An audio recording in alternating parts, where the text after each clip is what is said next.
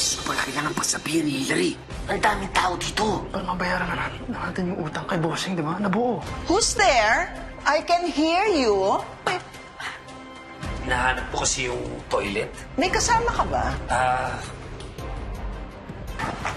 Vlad, ano nangyayari sa'yo? Uminom ka muna ng tubig. Vlad! Ate! Vlad! Ganito naman lahat ng customers mo. Sanay ka naman magpaligaya ng lasing, di ba? Bakit mo ba kinakaya yung pinagdaanan mo? Lahat to pinaghirapan mo, di ba?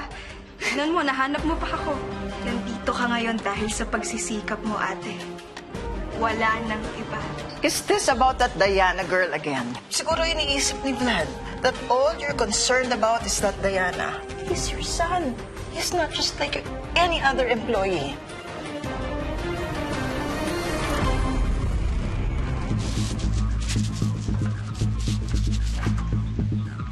I need you to be prepared, ha? Kapag nakita natin si baby, interview agad. Yung mga gamit nyo, ilabas nyo na. Angela, can I have this dance? Yeah. Come on, you said you wanted to have fun. Yeah, tara. I don't know how to dance. Just move with the music. And... Ate, tara! Sayo tayo. Dali! 2. Tara! Sige na, sumayaw ka na. Tatawagin ko lang si Julius. Enjoy ka.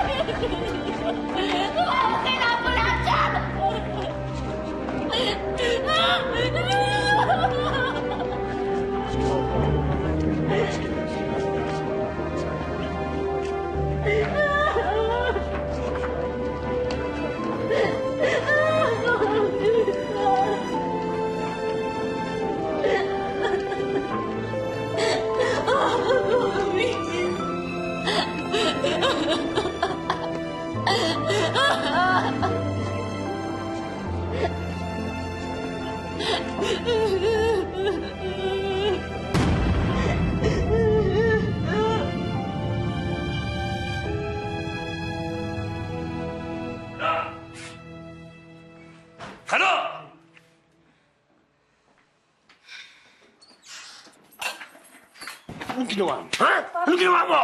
Paps, tama na! Ano ba naman niya? Paps, pag ganyan, maririnig tayo ng mga musang, magigising sila. Wala akong pakialam! Anong ginawa Papsi! mo? Ha? Papsi! Anong ginawa mo? Paps, ano ba? Paps, umuwi naman yung mga Junakis mo eh. Bakit ka magalit na galit? Ano ba nangyari? Julius! Nahulog! Tinakbo sa ospital! Sigurado ko, tinulak ni Galo!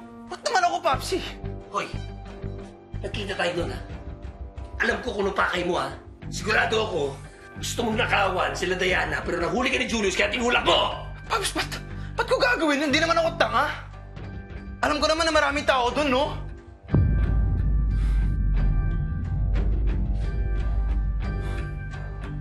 Umakyat lang ako sa isang kwarto.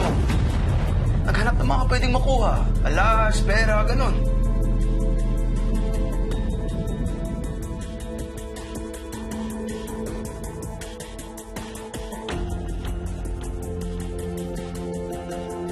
Kaso wala akong makita, kaya lilipat sana ng kwarto, kaso nakita ko si Julius.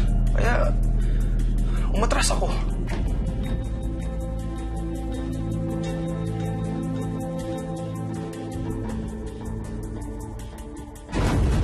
Lalabas sana ako sa bintana, kaso nakarinig na ako ng isang malakas na kalabog.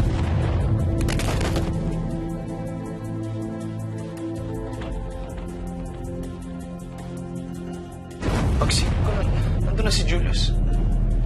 Bumagsak.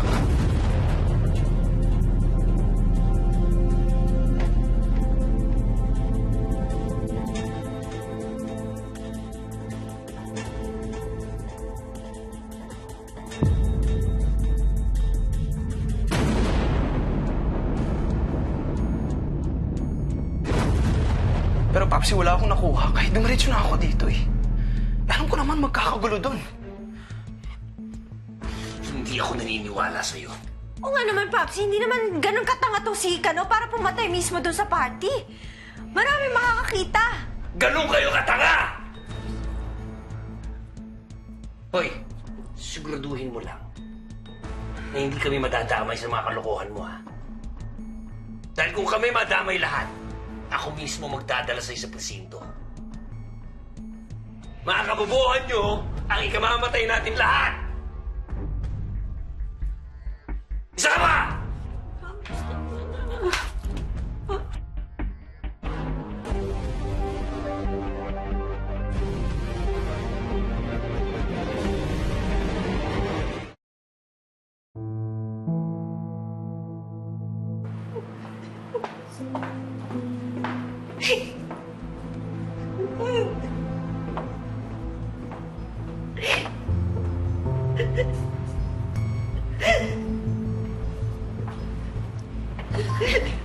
Surgery pa si Julius.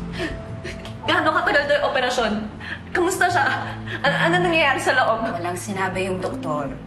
Hindi na ako kapagtabag. Kailangan Diana, please! Listen to me. Okay? They're doing the best they can.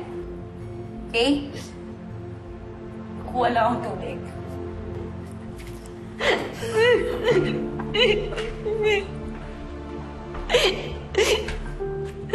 tigas kasi ng ulo niya eh. Sinabi ko na laging mag-uinom. Sinabi ko na laging uminom ng gamot. Ate, magiging okay din si Kuya Julius. Kakayanin niya to.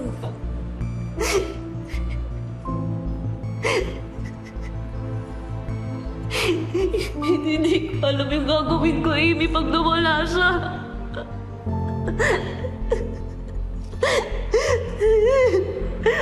Bago ka dumating sa buhay ko, si Julius lang yung kakampi ko. Siya lang yung nagtiwala sa akin. Siya lang yung nagbigay ng pagkakataon na mabago ko yung buhay ko. Hindi siya pwede mawala, Amy.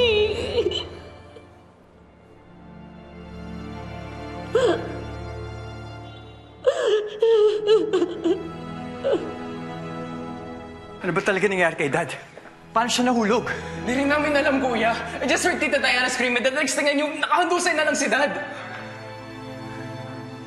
My God. Hindi ako makapaniwala. We were just talking before that. Okay, sige, nakainom siya. Malungkot siya. He was looking depressed, but otherwise, he was fine. Wala ba nakakita sa kanya? Paano kung may tumulak sa kanya? This doesn't make any sense. I know, Vlad. Calm down, anak. No, Mike. You don't understand.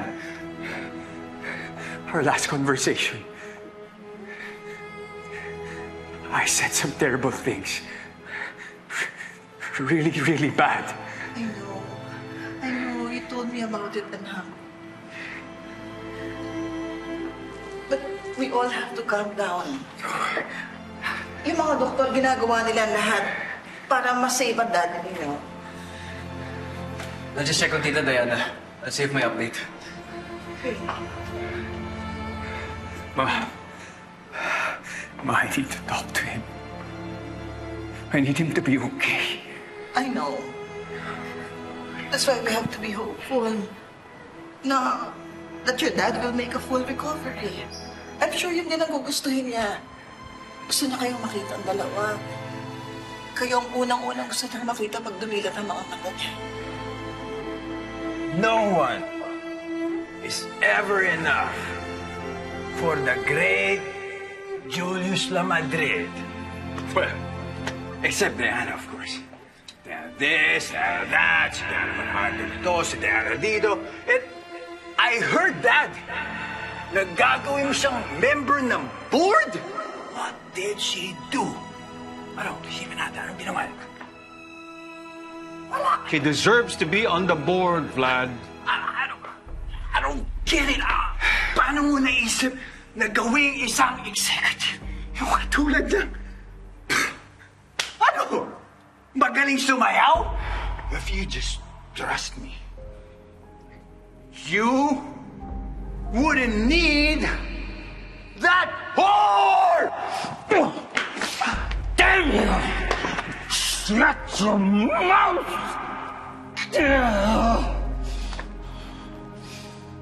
We're talking about Diana. And I think it's time we face the uncomfortable truth. It's not really about me giving my young wife a promotion. This is about you and her. Yes, alam kong may nakaraan kayo ni Diana. And believe me when I tell you, kung nalaman ko yun bago ko siya pinakasalan, I would have ended it. Even if it breaks me, I would have cut her off from my life.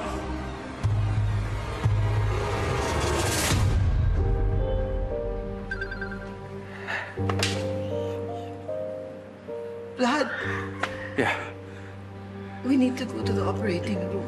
let's go.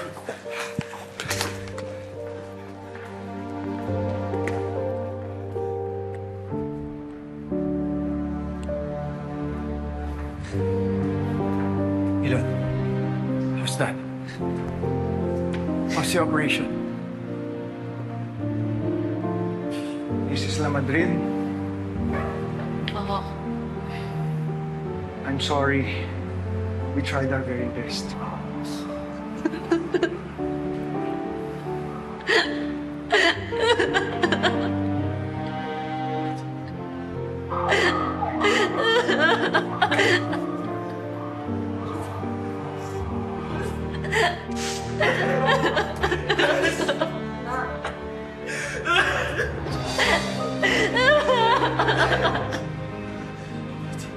And you, nag-on-the-job training ka na, di ba? Yeah, I'm starting tomorrow, Dad. And I found the perfect workplace. An online news network. It's another step para matupad ko ang pangarap ko maging reporter. Great. Thank you for your support, Dad. And sa encouragement mo rin, Tita Diana. Sana wag naharangin ni Mami. Nasa edad ka na, Elon. And if your mom has any objections, I'm here to convince her. Thanks, Dad.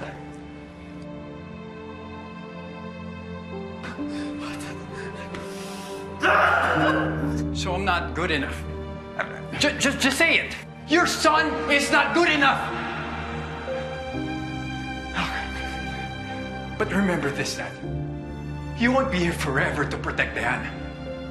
And when that time comes, na ako na ang mamumuno sa kumpanya ito, I will make sure that Diana will not be the downfall of La Madrid Land. Na hindi masisira yung legacy mo, pati na ang future namin ni Ilot nang dahil sa babae mo!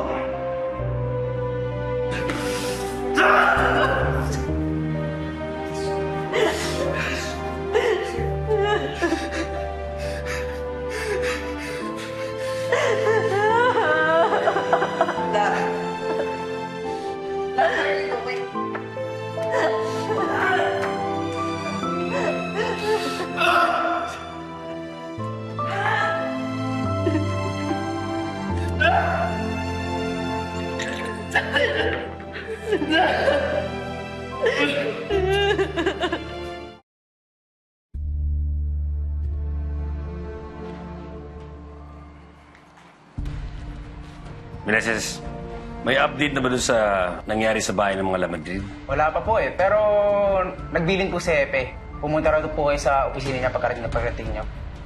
Nandito si Epe? Opo, sir. Sabihin mo wala pa ako. Pero Sabihin sir- mo nagpapatrol pa ako. Sir. Okay, sir.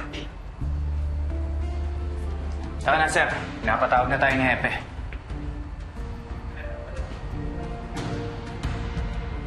Gusto kong malinaw na confirm, John. Okay?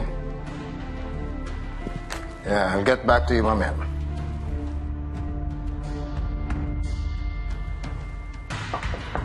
Tuloy, upo kayo.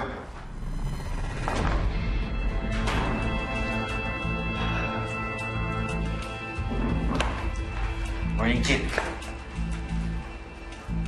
Didiretsuhin ko na kayong dalawa. Badong, Lona, patay na si Mr. Julius La Madrid kanina madaling araw. Oo, totoong nakakagulat. Pero sa ngayon, wala pa tayong anumang dahilan o ebidensya para sabihin o pagsuspetsahan na foul play ang nangyari. Masyado ng maraming aksidente sa pamilyang to. Mula sa burglary hanggang sa false fire alarm sa opisina nila. At eto ngayon, namatay sila Madrid. Talagang mamalasing ka, sir, eh, no? Oo, pag talagang mamalasing ka. Nabalitaan ko nga eh, yung anak mo, nandoon sa mga La Madrid. Chief, kasi yung anak-anakan ko, siya pala yung nawawalang kapatid ni Ma'am Diana, yung asawa ni Mr. La Madrid. Hindi ko alam na may anak-anakan ka pala. Alam mo, Abiog, masyado kang masikreto. Sir, baka kulang lang sa banding. Gusto nyo, minsan, bidyoke tayo, pero ikaw taya, sir, ha? Ang gusto ko, imbestigahan nyo na kaagad ito at resolbahin ang kaso sa lalong madaling panahon. Sige, sir. Ako na bahala, sir. Total, nandun naman yung anak ko. Bibisitahin ko na lang, tapos magtatanong-tanong na lang din ako dun. Baka makakuha ko ng statement. Kanina, anak-anakan. Ngayon, anak mo. Ganun pa man, isama mo na ito si Jonah. Hindi na, boss. Kaya ko na to.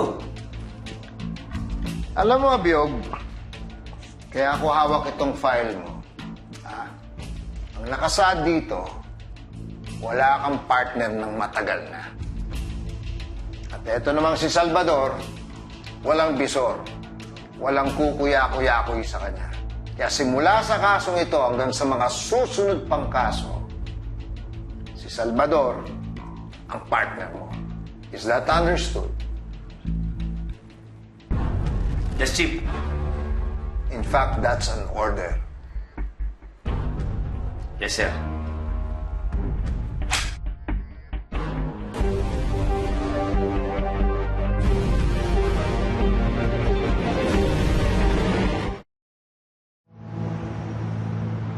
Thank you all for coming.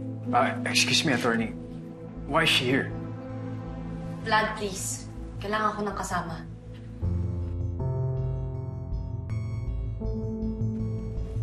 Minabuti ni Mr. Lamadrid na gawing maiksi at klaro ang kanyang last will para maiwasan ang di pagkakaunawaan sa lahat ng pamamanahan niya. I will now read this testament.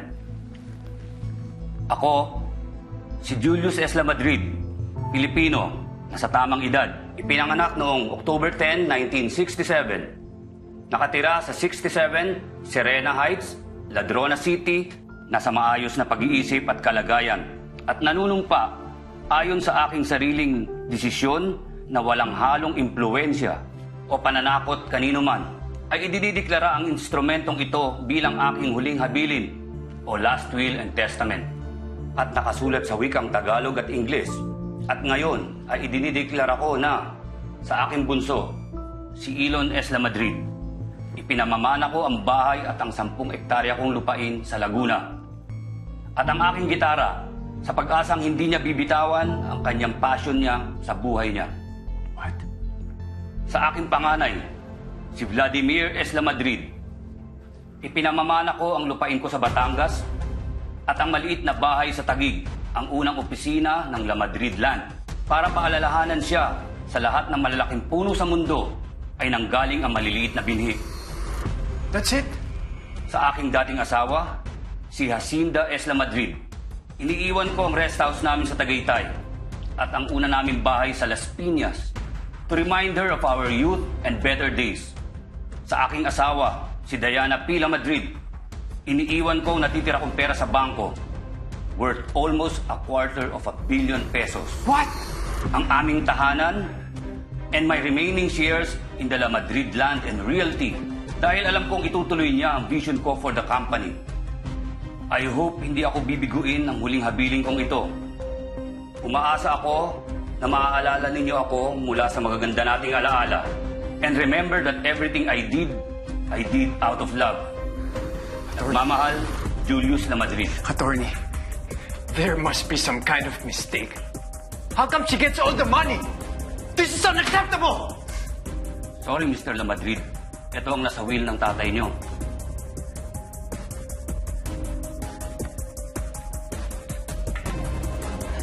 Congratulations, Diana. You're now the new CEO of Lamadrid Land.